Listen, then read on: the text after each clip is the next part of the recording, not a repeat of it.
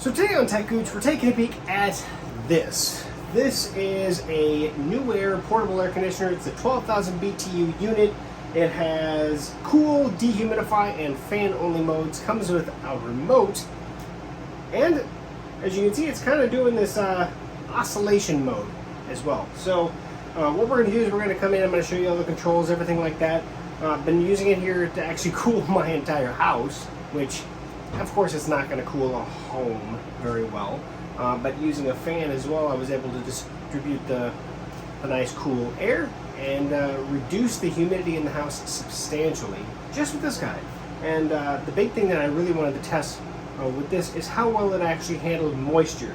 Now it does come with a little hose, as you were, that you can hook it up and drain out. You can actually hook it up two different ways, and I'll show you exactly how that works. But I have not drained it at all. It has pulled quite a bit of moisture out of my house already, and I can actually see how much moisture is kind of sitting in there. Now, what they say is you may not have to drain this regularly. It all depends on how much humidity. So if you live in a zone that doesn't have a whole lot of humidity, then you probably will never have to drain it. In this case, here in Iowa, we do get quite a bit of humidity, so it's probably something that we'll have to drain periodically, or you can actually have it set to drain constantly. So we'll go over that here in a moment, but let's start with showing you the controls on top as well as the remote.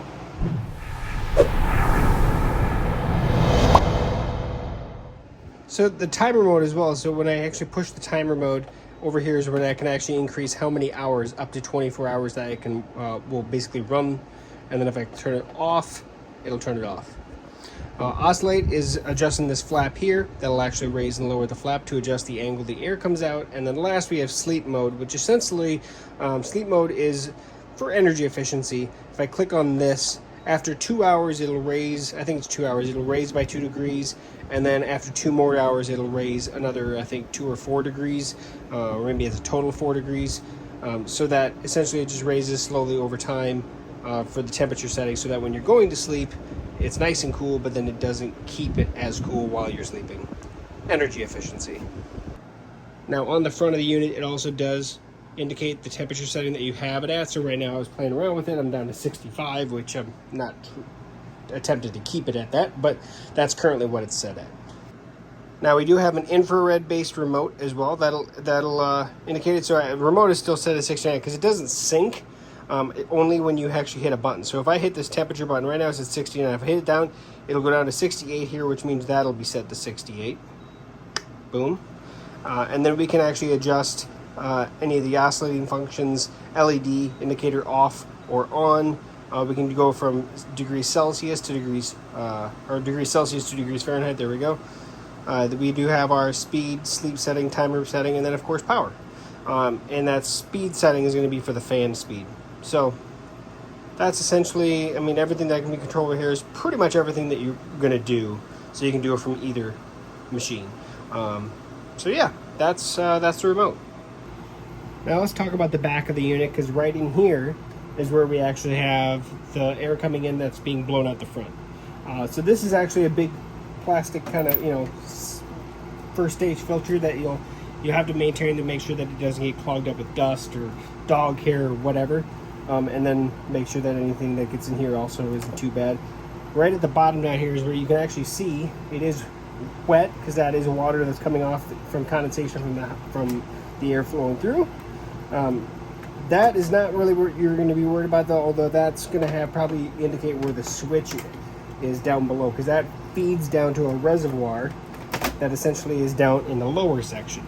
So down here you can see where we actually have two caps. Now this one right here, essentially you can hook up, and as soon as the reservoir is full, it'll trigger the pump. The pump will come on, and as long as you have the drainage hose hooked up, which essentially you have this little plug you remove, I assume that you remove that, maybe not, maybe this just goes on here. And you can dump this into a bucket or feed it out outside, or get a longer hose if necessary. But this won't turn on until the very end, when there actually is, when the reservoir is full essentially. The bottom one down here, I'm gonna leave capped, because this one down here actually is if you want to constantly drain it, or there's a trouble with the pump and it's not gonna pump the water out, you can drain it with that regardless as well, because that's just a manual gravity-fed drain. But if you keep this air conditioner in your spot where you can actually have it drain continuously, I would recommend it. It's always gonna be best to try to keep it as, the water down here as best you can, and they give you the hose to do it, you might as well do it. So in this case, I'm on carpet, not so much, right? But that's what that is. Now, if you watch the setup video that you did, you can see here, this is the actual accordion hose that it comes with. Comes with the hookup, the piece here for the unit itself, as well as the unit for the actual, well, window, or in my case, sliding door, which I made work with my sliding door. But it does come with a hookup for a pretty large window if necessary.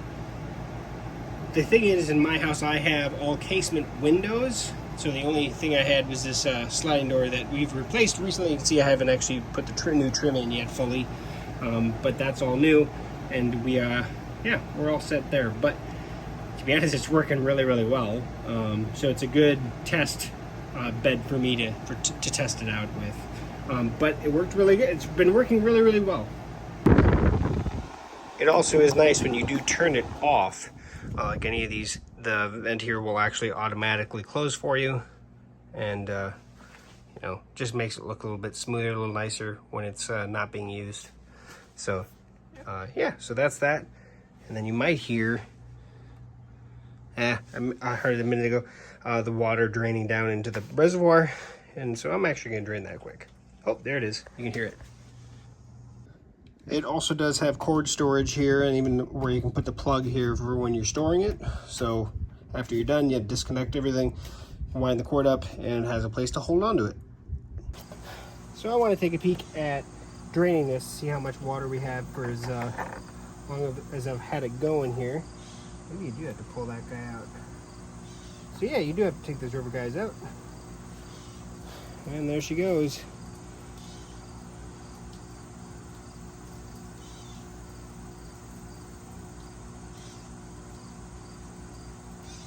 To be honest, I think it was burning off a lot of it, because a lot of these air conditioners now, the heat, all the heat's coming out down here. So what they do is they actually burn off, or I should say, put as much of that moisture into the exhaust air as possible, using the heat from the coil in the exhaust area. I think that's exactly what was going on. And what they say, but Newair says, is you shouldn't have to hook up a drain hose regularly for the cooling mode. Which is awesome. I mean, yeah, there's still water coming out. But for as much moisture as I think got pulled out of my air, because my home, the size of it is, I went from like 68% humidity, I think is what it was this morning, down to just about 60%. That's pretty good for the size of home I have. So for as small of a machine as this is. So yeah. There we go. So there was some water in the upper one as well that didn't make its way down to the lower one unit yet. But now I have both trays completely empty.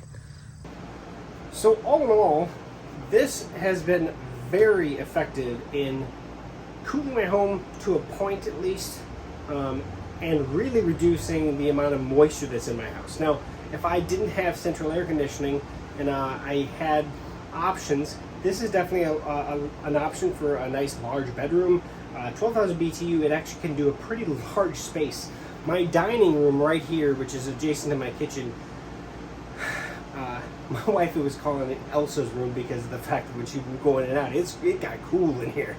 And of course I used the fan to kind of blow that, to stir the air around, so it fed the living room and even the kitchen here as well. So it's feeding a very large area, keeping it cool, because my main air conditioner hasn't ran all day. It's about, it's getting close to 80 degrees outside, so in the afternoon here is when it would kick in more if necessary. But all in all, I'm very happy with how this controls, how quiet it is for how much air it pumps out, and how easy it was to hook up. I do like that it has a nice large 6-inch pipe. So you can get a lot more air flowing out For the exhaust, I don't have anything bad to say about it. And the ease of operation gives me 2 thumbs up for that. So I will put links down in the description. I think retail wise this goes for like $5.59, but they have it for $3.99 at newair.com right now. So I'll put links to that. Check it out. If you have any questions, post those below. Head over to techgooch.com. You can get a hold of me directly there. But in all reality, I'm really impressed with it. It's one of these that in my camper project that I have, this might be going into that. So yeah, thoughts for the future. So thanks for watching. Thanks for sticking to the end. Like I said, like, comment, share, subscribe, and we'll catch you back here on Tech Gooch for another future video review. We'll see you soon.